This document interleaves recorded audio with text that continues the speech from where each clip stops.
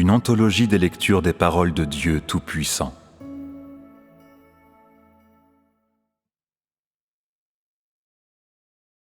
La vérité intérieure de l'œuvre de la conquête. 1.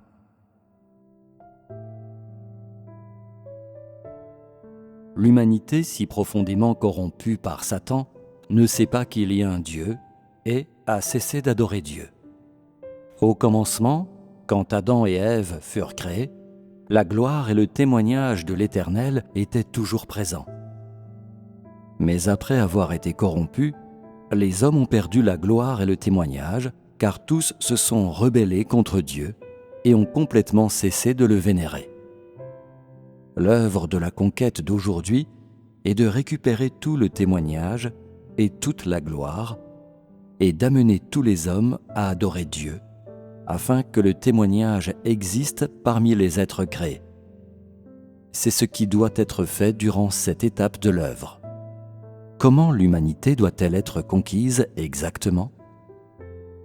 Elle sera conquise en utilisant l'œuvre des paroles de cette étape pour convaincre totalement les hommes, en utilisant le dévoilement, le jugement, le châtiment et la malédiction sans merci pour les amener à une soumission totale, et en dévoilant la rébellion des hommes et en jugeant leur résistance, afin qu'ils puissent prendre conscience de l'injustice et de l'infamie de l'humanité et utiliser ces choses comme faire-valoir pour le juste tempérament de Dieu. C'est principalement par ces paroles que les hommes sont conquis et totalement convaincus. Les paroles sont le moyen de la conquête ultime de l'humanité. Et tous ceux qui acceptent la conquête de Dieu doivent accepter la punition et le jugement par ces paroles. Le processus de la parole, aujourd'hui, est précisément le processus de la conquête.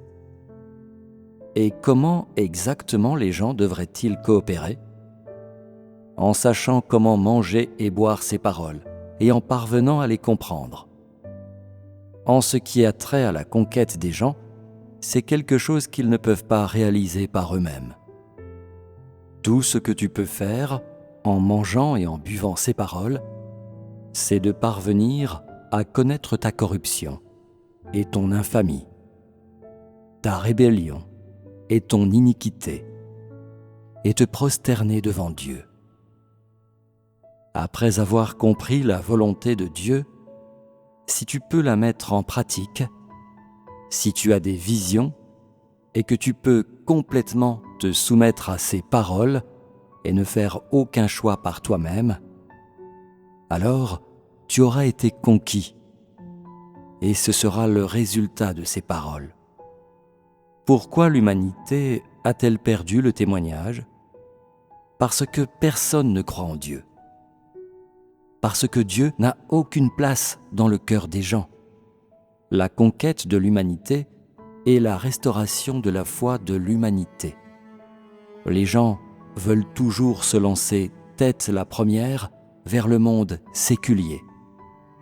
Ils nourrissent trop d'espoir, ont de trop grandes attentes pour leur avenir et trop d'exigences extravagantes.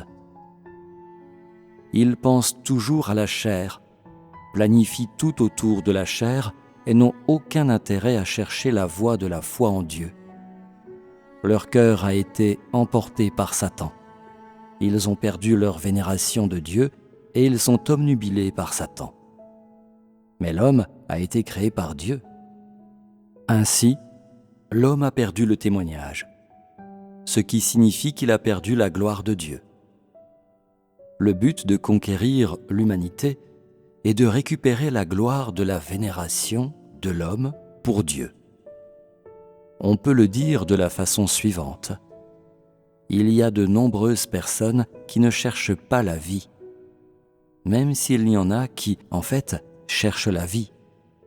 Leur nombre ne constitue qu'une petite poignée.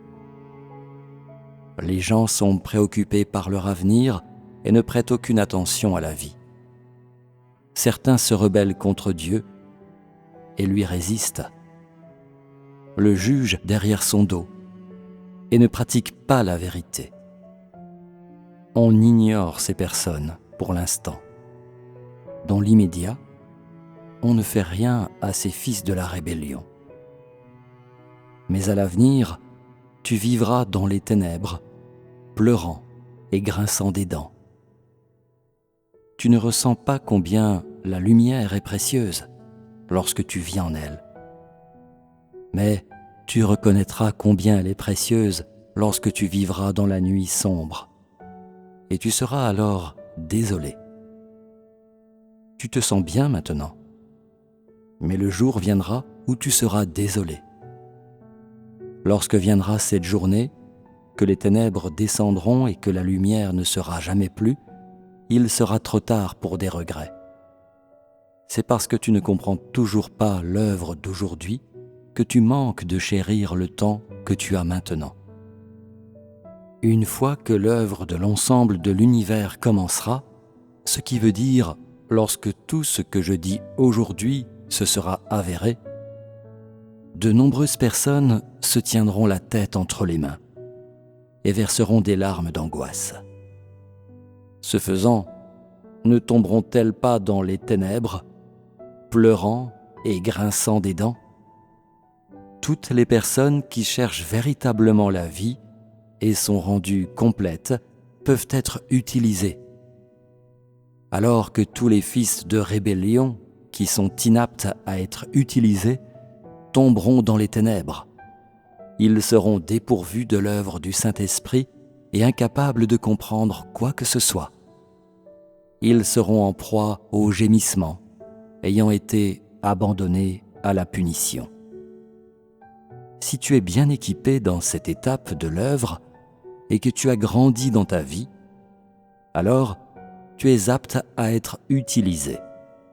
Si tu n'es pas bien équipé, alors, même si tu es choisi pour la prochaine étape de l'œuvre, tu seras inapte à être utilisé. À ce moment-là, même si tu veux t'équiper, tu n'auras pas une autre occasion. Dieu sera parti. Où irais-tu pour trouver ce genre d'opportunité qui se présente à toi maintenant? Où irais-tu pour recevoir l'exercice qui t'est personnellement fourni par Dieu? À ce moment-là, Dieu ne parlera pas personnellement, ni ne fera entendre sa voix. Tu ne seras en mesure que de lire ce qui est dit aujourd'hui. Alors, comment la compréhension viendra-t-elle facilement? Comment la vie future pourrait-elle être meilleure que celle d'aujourd'hui? À ce moment-là, n'endureras-tu pas une mort vivante, pleurant et grinçant des dents? Les bénédictions te sont accordées maintenant, mais tu ne sais pas comment en profiter. Tu vis dans la bénédiction, et pourtant, tu en restes inconscient. Cela prouve que tu es condamné à souffrir. Aujourd'hui, certaines personnes résistent, certaines se rebellent, certaines font ceci ou cela. Je vous ignore simplement, mais ne pensez pas que je ne suis pas au courant de ce que vous manigancez. Est-ce que je ne comprends pas votre essence? Pourquoi continuez-vous à m'affronter? Ne crois-tu pas en Dieu pour chercher la vie et les bénédictions pour ton propre bien? N'est-ce pas pour ton propre bien que tu as la foi? En ce moment, je fais l'œuvre de la conquête seulement en parlant. Et une fois que cette œuvre de conquête sera achevée, ta fin sera évidente. Dois-je te le dire explicitement? L'œuvre de la conquête d'aujourd'hui a pour but de mettre en évidence ce que sera la fin de l'homme. Pourquoi dis-je que le châtiment et le jugement d'aujourd'hui sont le jugement devant le grand trône blanc des derniers jours? Ne vois-tu pas cela? Pourquoi l'œuvre de la conquête est-elle l'étape finale? N'est-ce pas précisément pour manifester le genre de fin que chaque classe d'hommes recevra? N'est-ce pas pour permettre à tous, durant l'œuvre de la conquête par le châtiment et le jugement, de révéler leur vrai visage et ensuite d'être classés selon leur genre? Au lieu de dire que c'est la conquête de l'humanité, il serait peut-être préférable de dire que cela démontre le genre de fin qui sera réservé à chaque classe d'hommes. Il s'agit de juger les péchés des hommes et ensuite de révéler les diverses classes d'hommes, de décider ainsi s'ils sont méchants ou justes. Après l'œuvre de la conquête, vient alors l'œuvre qui consiste à récompenser le bien et à punir le mal. Aux gens qui obéissent complètement, c'est-à-dire ceux qui seront totalement conquis, sera confiée la prochaine étape de la diffusion de l'œuvre de Dieu à l'univers entier. Ceux qui ne seront pas conquis seront jetés dans les ténèbres et subiront des calamités. Ainsi, les hommes seront classés selon leur genre. Les méchants, rassemblés du côté du mal, pour être à jamais sans la lumière du soleil, et les justes, rassemblés du côté du bien, pour recevoir la lumière et vivre éternellement dans la lumière. La fin de toute chose est proche. La fin de l'homme lui a été clairement démontrée, et toutes les choses seront classées selon leur genre. Comment, alors, les gens peuvent-ils éviter l'angoisse d'être classés, chacun selon leur genre ? La fin différente de chaque classe d'hommes est révélée lorsque la fin de toutes les choses est proche et s'est accomplie pendant l'œuvre de la conquête de l'univers entier. La révélation de la fin de toute l'humanité est accomplie devant le siège du jugement, pendant le châtiment et l'œuvre de la conquête durant les derniers jours. Classifier les gens selon leur genre, ce n'est pas retourner les gens à leur classe d'origine, car lorsque l'homme a été façonné au moment de la création, il n'y avait qu'un seul genre d'humain. La seule division étant entre l'homme et la femme. Il n'y avait pas de nombreux types de gens différents. Ce n'est qu'après plusieurs milliers d'années de corruption que différentes classes d'humains ont émergé, certains sous le domaine des démons souillés, certains sous le domaine de méchants démons, et certains, ceux qui cherchent le chemin de la vie, sous la domination du Tout-Puissant. Ce n'est que de cette manière que des classes ont progressivement été établies entre les gens. Et ainsi seulement que les gens sont séparés en classes au sein de la grande famille de l'homme. Les gens en viennent tous à avoir des pères différents. Tout le monde n'est pas entièrement sous la domination du Tout-Puissant, car l'homme est trop rebelle. Un jugement juste divulgue l'être vrai de chaque type de personne, ne laisse rien cacher. Tout le monde montre son véritable visage dans la lumière. Actuellement, l'homme n'est plus tel qu'il était à l'origine, et la ressemblance d'origine à ses ancêtres a depuis longtemps disparu. Étant donné que d'innombrables descendants d'Adam et Ève ont depuis longtemps été capturés par Satan pour ne plus jamais connaître le ciel-soleil, et parce que les gens ont été remplis de toutes sortes de venins de Satan. Ainsi, les gens ont leur destination appropriée. De plus, c'est sur la base de leurs différents venins qu'ils sont classifiés, selon le genre, ce qui veut dire qu'ils sont triés selon l'étendue de leur conquête d'aujourd'hui. La fin de l'homme n'est pas prédestinée depuis la création du monde. En effet, au commencement, il n'y avait qu'une seule classe collectivement appelée humanité, et les hommes n'avaient pas été corrompus par Satan au début, et tous les gens vivaient dans la lumière de Dieu, sans obscurité autour d'eux. Mais après que les hommes ont été corrompus par Satan, tous les types et toutes les sortes de gens se sont répartis sur toute la terre. Tous les types et toutes les sortes de gens qui venaient de la famille collectivement appelée humanité, composée d'hommes et de femmes. Ils ont tous été conduits par leurs ancêtres à s'écarter de leurs ancêtres plus anciens, l'humanité qui se composait de l'homme et de la femme. En ce temps-là, les seules personnes que l'Éternel dirigeait dans leur vie sur la terre étaient les Israélites. Les différents genres de personnes qui ont émergé de l'ensemble d'Israël ont alors perdu la direction de l'Éternel. Ces premiers hommes, complètement ignorants des questions du monde humain, ont suivi leurs ancêtres dans les territoires qu'ils ont revendiqués, ce qui continue aujourd'hui. Ainsi, ils ignorent toujours comment ils se sont éloignés de l'Éternel et comment ils ont été corrompus jusqu'à ce jour par toutes sortes de démons immondes et de mauvais esprits. Ceux qui ont été profondément corrompus et empoisonnés jusqu'à présent, c'est-à-dire ceux qui finalement ne peuvent pas être secourus, n'auront pas d'autre choix que de suivre leurs ancêtres, les démons immondes qui les ont corrompus. Ceux qui finalement peuvent être secourus suivront la destination appropriée de l'humanité, à savoir la fin réservée à ceux qui sont sauvés et conquis. Tout sera fait pour sauver tous ceux qui peuvent être sauvés. Mais pour les gens insensibles et incurables, leur seul choix sera de suivre leurs ancêtres dans l'abîme du châtiment.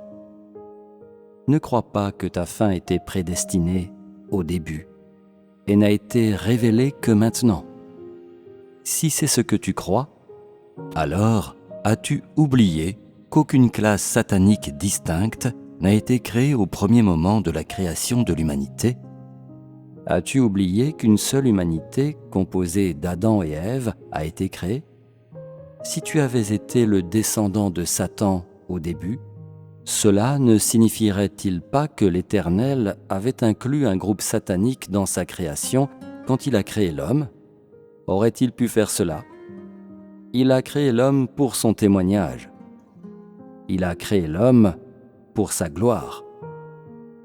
Pourquoi aurait-il intentionnellement créé une classe de la progéniture de Satan pour qu'elle lui résiste volontairement? Comment l'Éternel aurait-il pu faire une telle chose? S'il l'avait faite, qui pourrait dire qu'il est un Dieu juste? Quand je dis maintenant que certains d'entre vous seront du côté de Satan à la fin, cela ne signifie pas que tu étais avec Satan au début. Cela signifie plutôt que tu as sombré si bas que même si Dieu a essayé de te sauver, tu n'as toujours pas réussi à gagner ce salut. Il n'y a pas d'autre choix que de te classer avec Satan. Tout simplement, c'est parce qu'il est impossible de te sauver. Non parce que Dieu est injuste avec toi, qu'il a volontairement fixé ton destin comme une incarnation de Satan, et t'a ensuite rangé du côté de Satan et, à dessein, veut que tu souffres. Cela n'est pas la vérité intérieure de l'œuvre de la conquête. Si c'est ce que tu crois, alors ta compréhension est très unilatérale. La dernière étape de la conquête a pour but de sauver les gens et aussi de révéler leur fin, de dévoiler la déchéance des gens par le jugement et de les amener ainsi à se repentir, à se relever, à poursuivre la vie et la voie droite de la vie humaine, de réveiller le cœur des gens engourdis et obtus et de découvrir leur révolte intérieure par le jugement. Cependant, si les gens sont toujours incapables de se repentir, toujours incapables de poursuivre la voie droite de la vie humaine et incapables de rejeter ses corruptions, alors il devient impossible de les sauver, et Satan les dévorera. Telle est la signification de la conquête de Dieu. Sauver les gens et dévoiler leur fin. Une bonne fin, une mauvaise fin, tout est révélé par l'œuvre de la conquête. Que les gens soient sauvés ou maudits, tout est révélé pendant l'œuvre de la conquête. Les derniers jours arriveront lorsque toutes les choses seront classées, selon leur genre, par le biais de la conquête. La conquête est l'œuvre des derniers jours. En d'autres termes, le jugement des péchés de chaque personne est l'œuvre des derniers jours. Autrement, comment les gens pourraient-ils être classés ? L'œuvre du classement qui est réalisée parmi vous est le début de cette œuvre dans l'univers entier. Après cela, ceux de toutes les contrées et de tous les peuples seront également soumis à l'œuvre de la conquête. Cela signifie que toute personne dans la création sera classée selon son genre, se présentant devant le siège du jugement pour être jugée. Aucune personne et aucune chose ne peut échapper à la souffrance de ce châtiment et de ce jugement. Et aucune personne et aucune chose n'est classée par genre non plus. Toute personne sera classée, car la fin de toute chose se fait proche. Et tout dans les cieux et sur la terre est arrivé à sa conclusion. Comment l'homme pourrait-il échapper au dernier jour de l'existence humaine ? Et donc, combien de temps encore vos actes de désobéissance peuvent-ils continuer ? Ne voyez-vous pas que vos derniers jours sont imminents ? Comment ceux qui révèrent Dieu et désirent qu'il apparaisse ne peuvent-ils pas voir le jour de l'apparition de la justice de Dieu ? Comment ne peuvent-ils pas recevoir la récompense finale due à la bonté ? Es-tu une personne qui fait le bien ou une personne qui fait le mal ? Es-tu une personne qui accepte le jugement juste et puis obéit ?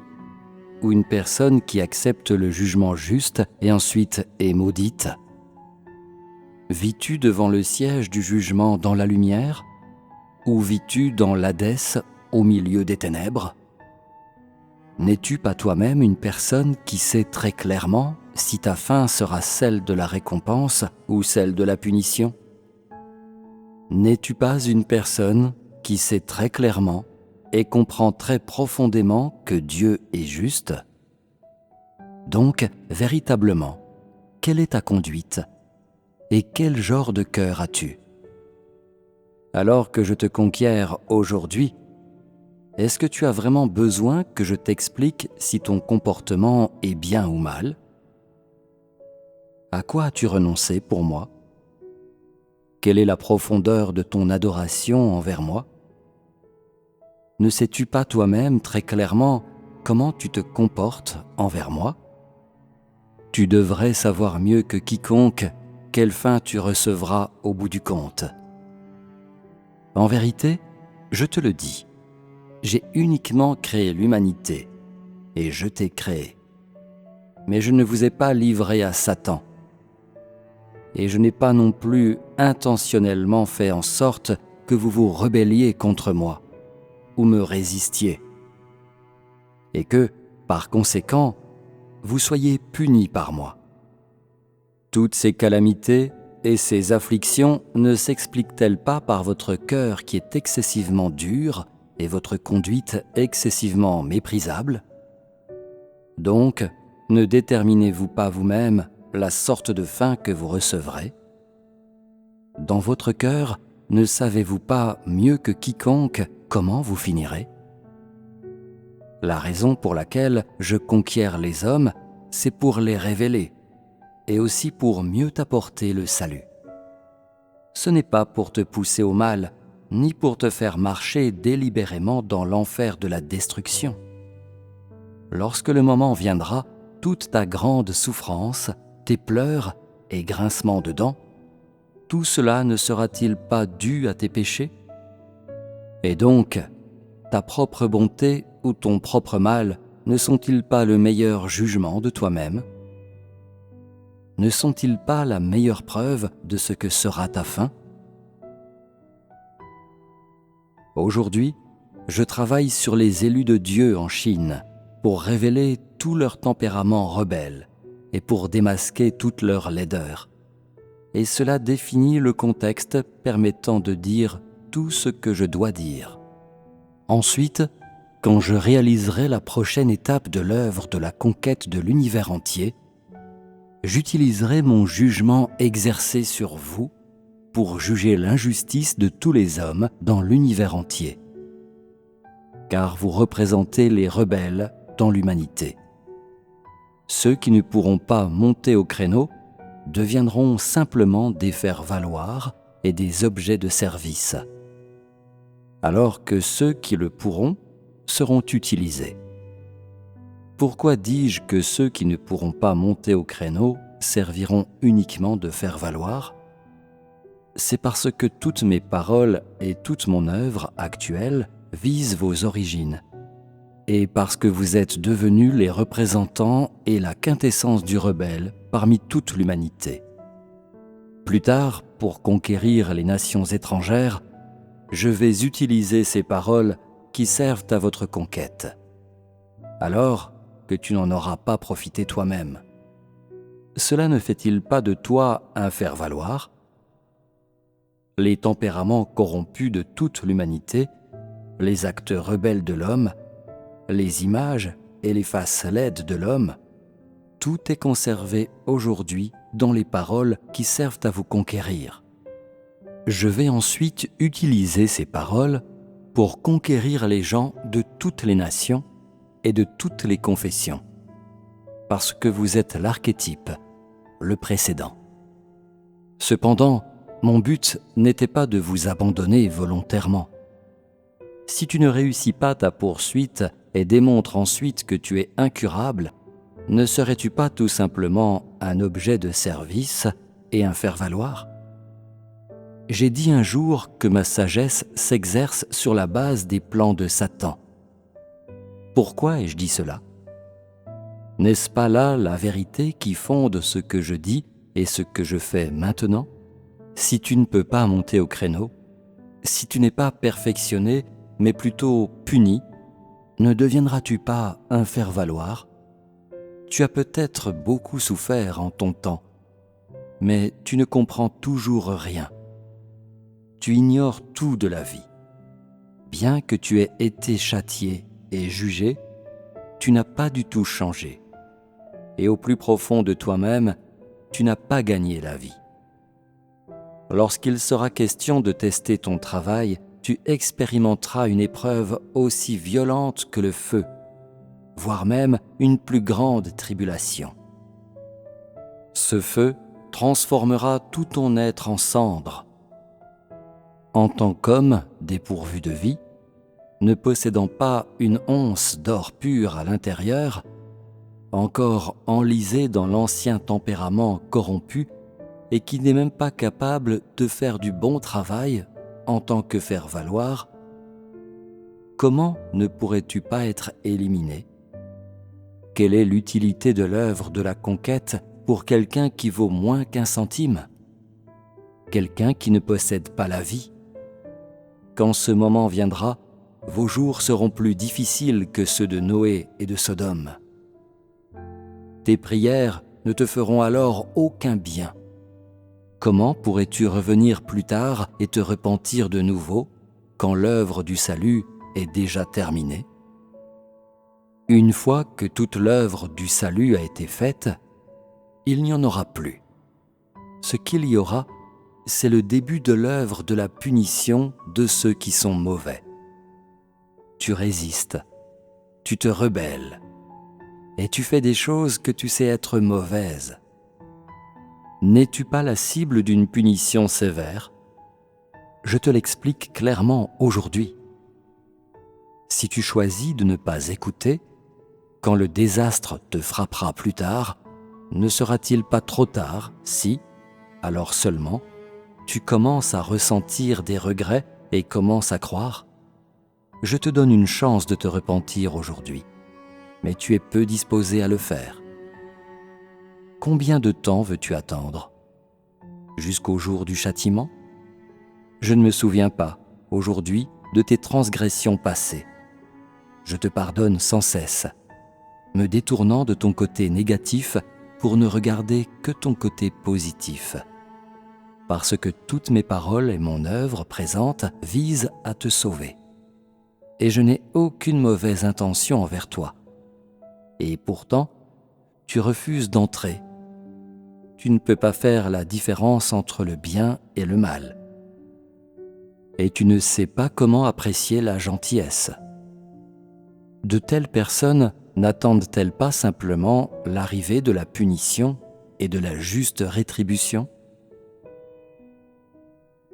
Quand Moïse a frappé le rocher et qu'a jailli l'eau donnée par l'Éternel, ce fut grâce à sa foi. Quand David a joué de la lyre avec son cœur rempli de joie pour me louer, moi, l'Éternel, ce fut grâce à sa foi. Quand Job a perdu son bétail qui couvrait les montagnes et une quantité de richesses incalculables, et quand son corps s'est couvert d'un ulcère malin, ce fut grâce à sa foi. Quand il pouvait entendre ma voix et voir ma gloire, moi, l'Éternel, c'était grâce à sa foi. Que Pierre puisse suivre Jésus-Christ, c'était dû à sa foi. Qu'il puisse être cloué sur la croix pour moi et donner un témoignage glorieux, c'était aussi dû à sa foi. Quand Jean a vu l'image glorieuse du Fils de l'homme, ce fut grâce à sa foi. Quand il a vu la vision des derniers jours, ce fut d'autant plus grâce à sa foi. La raison pour laquelle les soi-disant multitudes des nations païennes ont obtenu ma révélation et sont parvenus à savoir que je suis revenu dans la chair pour faire mon œuvre parmi les hommes, c'est aussi grâce à leur foi. Tous ceux qui sont frappés par ma parole sévère et en sont néanmoins réconfortés et sont sauvés, n'est-ce pas grâce à leur foi ? Les gens ont tellement reçu grâce à leur foi, mais ce n'est pas toujours une bénédiction. Ils ne reçoivent peut-être pas le genre de bonheur et de joie que David a ressenti, ou ne sont pas approvisionnés en eau par l'Éternel, comme ce qui est arrivé à Moïse. Par exemple, Job a été béni par l'Éternel grâce à sa foi, mais il a aussi enduré le désastre. Que tu sois béni ou endures un désastre, il s'agit de deux événements bénis. Sans la foi, tu ne serais pas capable de recevoir cette œuvre de la conquête, encore moins de voir les actes de l'Éternel affichés devant tes yeux aujourd'hui. Tu ne serais pas capable de voir et tu serais encore moins capable de recevoir. Ces fléaux, ces calamités et tous les jugements, s'ils ne t'advenaient pas, serais-tu capable de voir les actes de l'Éternel aujourd'hui ? Aujourd'hui, c'est la foi qui te permet d'être conquis, et c'est d'être conquis qui te permet de croire en tout acte de l'Éternel. Ce n'est que grâce à la foi que tu es ainsi châtié et jugé. Par ce châtiment et ce jugement, tu es conquis et rendu parfait. Sans le genre de châtiment et de jugement que tu reçois aujourd'hui, ta foi serait vaine, parce que tu ne connaîtrais pas Dieu.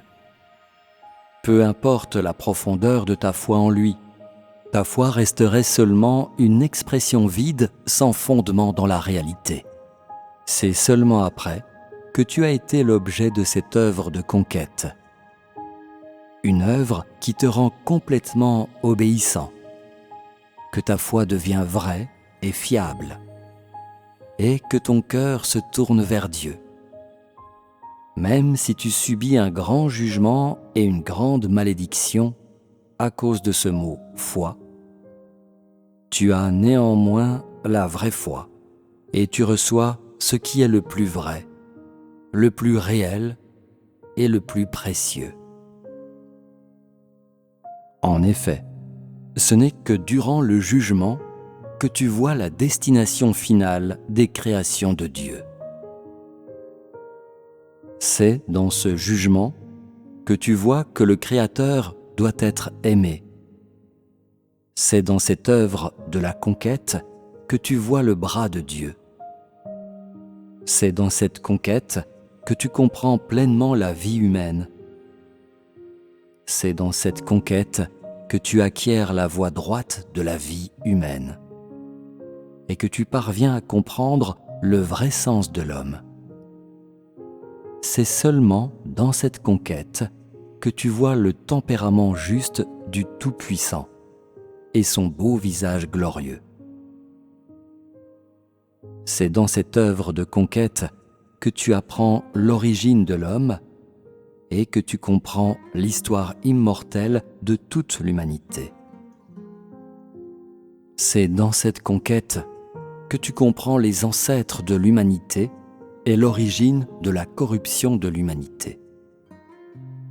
C'est dans cette conquête que tu reçois la joie et le réconfort, ainsi que le châtiment, la discipline et les paroles de réprimande continuelle du Créateur envers l'humanité qu'il a créée.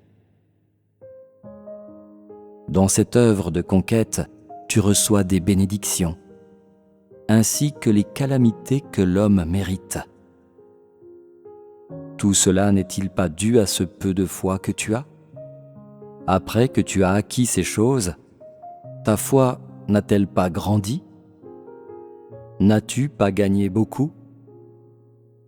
Non seulement tu as entendu la parole de Dieu et vu la sagesse de Dieu, mais tu as également personnellement expérimenté chaque étape de son œuvre. Tu pourrais dire que si tu n'avais pas la foi, tu n'aurais pas à endurer ce genre de châtiment ou ce genre de jugement.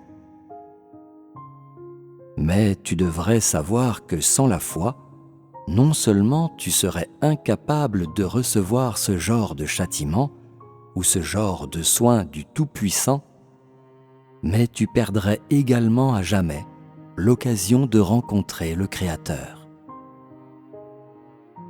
Tu ne connaîtrais jamais l'origine de l'humanité et ne comprendrais jamais le sens de la vie humaine. Même si ton corps mourait et ton âme partait, tu ne comprendrais toujours pas tous les actes du Créateur. Encore moins, saurais-tu que le Créateur a fait une œuvre si extraordinaire sur la terre après avoir créé l'humanité. En tant que membre de cette humanité qu'il a créée, es-tu prêt à tomber dans l'obscurité par ignorance de cette façon et à souffrir le châtiment éternel ? Si tu te sépares du châtiment et du jugement aujourd'hui, à quoi feras-tu face ? Penses-tu que tu pourras échapper à cette vie difficile une fois séparé du jugement actuel ? N'est-il pas vrai que si tu quittes ce lieu, tu feras face à un tourment douloureux ou à de mauvais traitements cruels que le diable t'infligera ? Affronteras-tu possiblement des jours et des nuits insupportables ? Penses-tu qu'en échappant simplement au jugement aujourd'hui, tu peux éviter cette torture dans l'avenir pour toujours ? Qu'est-ce qui se présentera à toi ? Est-ce que ça peut vraiment être le Shangri-La que tu espères ? Crois-tu pouvoir échapper à ce châtiment éternel de l'avenir simplement en fuyant la réalité, comme tu le fais maintenant ? À l'avenir, ne retrouveras-tu jamais ce genre d'occasion et ce genre de bénédiction ? Les retrouveras-tu quand tu feras face au désastre ? Les retrouveras-tu quand toute l'humanité entrera dans le repos ? Ta vie heureuse actuelle et ta petite famille harmonieuse peuvent-elles remplacer ta destination éternelle ? Si tu as la vraie foi, et si tu acquiers beaucoup grâce à ta foi, alors tout cela constitue ce que tu devrais acquérir, et aussi ce que tu aurais dû avoir en premier lieu, toi, un être créé. Rien n'est plus bénéfique pour ta foi et ta vie qu'une telle conquête. Aujourd'hui, tu dois comprendre ce que Dieu exige de ceux qui sont conquis, ce qu'est son attitude envers ceux qui sont rendus parfaits, et ce en quoi tu devrais entrer à présent. Tu n'as pas besoin de bien comprendre certaines choses. Tu n'as pas besoin de scruter certaines discussions sur les mystères de Dieu. Elles ne sont pas très utiles dans la vie, et il suffit d'y jeter un coup d'œil.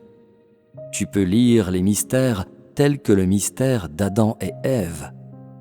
La signification d'Adam et Ève à l'époque est l'œuvre que Dieu veut réaliser aujourd'hui. Tu dois comprendre qu'en conquérant et perfectionnant l'homme, Dieu désire faire revenir l'homme à ce qu'étaient Adam et Ève. Dans ton cœur, tu dois avoir une bonne idée du degré de perfection qui doit être atteint pour répondre aux normes de Dieu. Et ensuite, tu dois t'efforcer de l'atteindre.